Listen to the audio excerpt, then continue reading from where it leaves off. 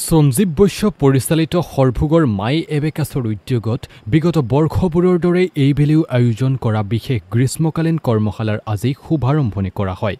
Self analysis and experimental workshop for students শীৰ্ষক বিশেষ গ্ৰীষ্মকালীন কৰ্মশালাটিৰ শুভ উদ্বোধন কৰে শিক্ষানুষ্ঠানখনৰে ছাত্ৰ ডিজু ব্ৰহ্মই।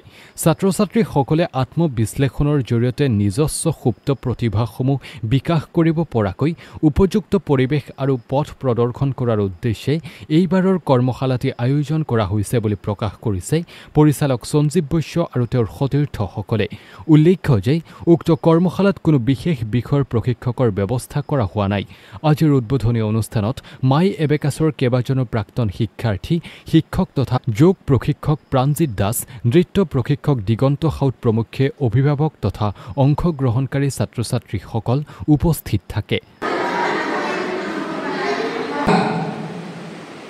আৰ এই কণ্ঠ কি নীলকণ্ঠ বুলি কিয় কৈছিল শিৱ তেওঁ বিগ পান কৰিছিল এইটোৱে কণ্ঠ মানে কেনেকৈ গম পালা এভৰিথিং ইজ পচিবল তোমালোকৰ এই প্ৰশ্নবিলাক সৰুকালৰ পৰা আহিছিল আৰু